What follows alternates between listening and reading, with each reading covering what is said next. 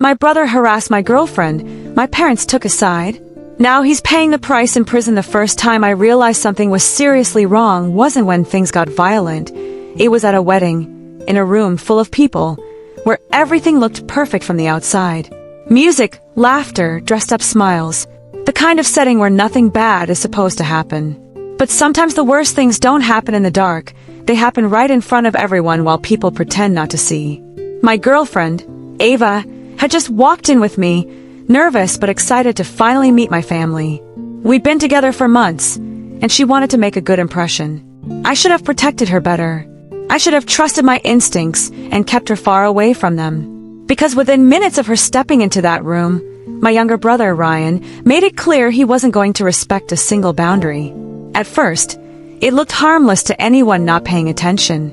He rushed forward to greet her, pushing past people to be the first to hug her. But the hug lasted too long enough that Ava had to physically step back.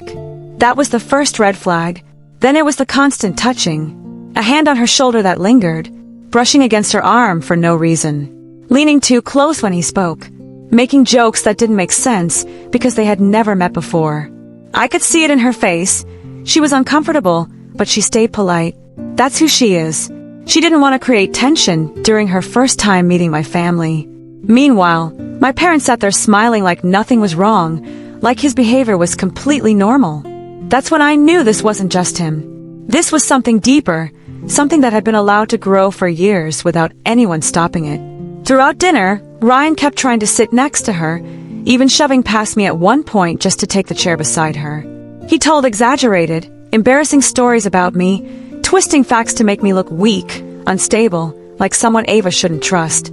At one point, he even made up a story about saving one of my past relationships, painting himself as the hero and me as the problem. It wasn't just awkward, it was calculated. And still, my parents laughed along like it was entertainment. Like tearing me down in front of my partner was just part of the evening. I could feel something building inside me, but I kept it under control because Ava squeezed my hand under the table, silently asking me not to escalate things. But things didn't stay contained at the table. After dinner, Ava offered to help in the kitchen. I stepped away for a few minutes, helping my dad move something outside. And when I came back, she was gone. That's when my stomach dropped. I found her in the kitchen cornered near the sink, Ryan blocking her path, standing way too close, talking in that same smug tone. His hand was braced against the counter beside her, trapping her in place. She had already told him to back off twice, but he kept pushing, telling her she deserved someone more exciting than me. When she saw me, the relief on her face hit me harder than anything else that night. She came straight to my side, and I could feel her shaking. Ryan just laughed it off like it was a joke. But it wasn't a joke. It never was. That night should have been enough for me to cut ties completely. But like a lot of people who grow up in toxic families, I was conditioned to tolerate things longer than I should have. To explain it away, to hope maybe things would change.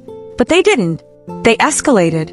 Over the next few days, Ava started receiving strange calls and messages from unknown numbers. At first, it was just silence on the other end. Then it turned into insults. Then threats. Messages referencing what she was wearing that day, where she worked, when her shifts ended. That's when fear became real. This wasn't random. Someone was watching her, and I recognized the pattern immediately. It was people connected to my brother. The same group he always surrounded himself with, the same ones who treated him like he could do no wrong because he had money and influence behind him. When we tried to ignore it, it got worse. They started showing up near her workplace, pretending to be visitors, lingering in places they had no reason to be, watching her, following her, making comments just loud enough to be heard. One night, someone followed her to her car after her shift. She called me in tears, too scared to even start the engine. That's when it stopped being harassment and became something much more serious, something dangerous. And when I finally confronted Ryan with proof, messages, recordings, everything, he didn't deny it. He smirked, like it was all a game. Like my fear, her fear meant nothing. When I lost my temper and hit him, it wasn't about anger, it was about helplessness. But my parents didn't see it that way. They didn't see the evidence. They didn't see Ava shaking. They didn't see the months of escalation. All they saw was their perfect son with a bruise, and suddenly I was the villain. They blamed Ava, said she must have encouraged him, twisted the entire situation until we were the problem. That's when it finally clicked for me. This wasn't just about one person behaving badly. This was a system, a lifetime of excuses, of protecting the wrong person, of ignoring every warning sign until it turned into something bigger. We tried going to the authorities, but influence runs deep in small circles. Connections, friendships, people protecting their own. Without direct proof tying everything back to Ryan, nothing happened. Warnings were issued, but no real consequences followed. Meanwhile, Ava's life was falling apart. Her job was at risk because of the constant disruptions.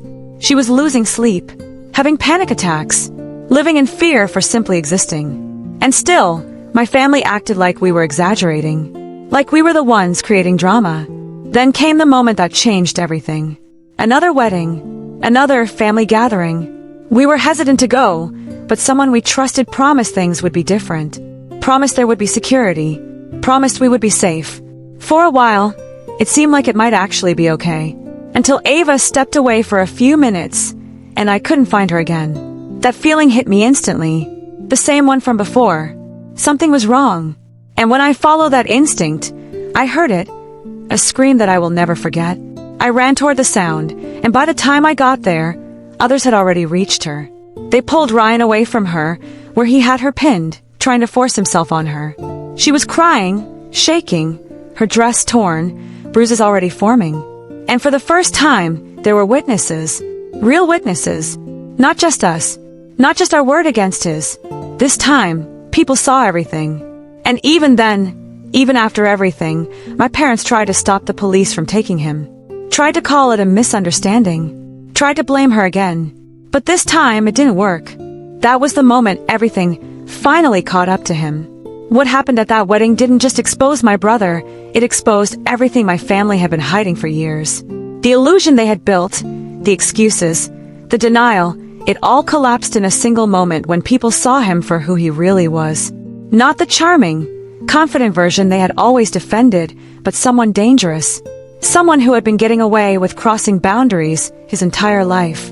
And for the first time, there were consequences he couldn't talk his way out of. The police took him that night, and even as they were putting him into the car, he kept shouting, blaming Ava, accusing her, trying to twist the narrative like he always did. But this time it didn't land. Too many people had seen the truth with their own eyes. Too many voices couldn't be silenced. Videos had already been recorded. Statements were being taken. And for once, it wasn't just me trying to prove something. It was undeniable. The days that followed were chaotic. My parents went into full damage control mode, calling relatives, spreading their own version of the story, trying to protect their image. According to them, Ava had somehow provoked everything. According to them, I had overreacted. According to them, their son was still the victim. But it didn't matter anymore. The truth had already started moving faster than their lies. Ava was the one I focused on. Not the case, not my family, not the noise, just her. She was shaken in a way I had never seen before. Even when she tried to act strong, I could see it in the small things. The way she checked over her shoulder. The way she hesitated before answering unknown calls. The way silence made her uncomfortable now instead of calm. That broke something in me, because I knew this didn't start at the wedding. That moment was just the peak of something that had been building for months. We made a decision quickly after that. We were leaving. Not running away, but choosing peace over chaos. She got an opportunity in another city, far enough that we could start over without constantly looking behind us. I arranged to work remotely, packed everything that mattered, and we walked away from the life that had become unsafe. It wasn't easy, but it was necessary. Sometimes distance isn't weakness, it's survival. The legal process took time, but it moved forward. With multiple witnesses, video evidence, and her injuries documented, the case was strong. My brother tried everything. Denial, excuses, shifting blame, but none of it worked the way it used to. For once, people weren't protecting him. For once, he had to face what he had done. Months turned into years, and slowly, life became something we could breathe in again. Ava rebuilt her confidence step by step. She focused on her career, And I watched her grow stronger in ways that had nothing to do with what she went through, but everything to do with who she was. We built a life that felt real, not controlled by fear or manipulation. Eventually, we got married in a small, quiet ceremony surrounded by people who actually cared about us. No drama, no tension, just peace. For a long time, there was silence from my family. No calls, no messages, nothing. And honestly, that silence felt like freedom. Until one day, years later, my phone rang. I didn't recognize the number, but something told me to answer. It was my mother, and she was crying in a way I had never heard before. Not dramatic, not performative, real, desperate. That's when she told me everything had finally fallen apart. My brother had gotten married not long after everything happened. From the outside, it looked like he had moved on, like he had changed. But people like that don't change overnight, not without accountability, not without consequences. And there had been none for him growing up. The same patterns repeated: control, manipulation, violence. This time it wasn't Ava. It was his wife. And this time, someone called for help. When authorities got involved, the truth came out fully. Not just one incident, but a pattern, a history, things my parents had ignored for years, things they had covered up, justified, minimized. Now it was all out in the open, and there was no controlling it anymore. Both my brother and my father ended up facing serious consequences, not just for what happened recently, but for everything that led up to it. All the times they chose silence, all the times they protected the wrong person. It caught up with them in ways they never expected. My mother, for the first time, admitted it. She said they knew something was wrong for years. They just chose not to see it. They thought they were protecting him, but all they really did was allow it to grow worse. And now, there was no fixing it. I didn't feel satisfaction hearing that. I felt quiet. Because it didn't change anything for me. It didn't undo what Ava went through. It didn't erase the years of damage. It didn't give me back the version of family I never really had. What it did do, though, was confirm something I had already learned the hard way. Ignoring problems doesn't make them disappear. It makes them stronger. And protecting harmful behavior doesn't save someone, it creates more victims. Today, my life looks completely different. Ava and I built something stable, something safe. We have a home where fear doesn't exist, where respect is normal, where boundaries aren't questioned. And every day, I'm reminded that the family you're born into isn't always the family you deserve, but you can choose what comes next. People sometimes ask if I'll ever reconnect with my parents. Maybe someday, but not out of guilt, not out of pressure, only if it aligns with the life I've built, not the one I escaped from. Because the truth is, walking away didn't break me. It saved me.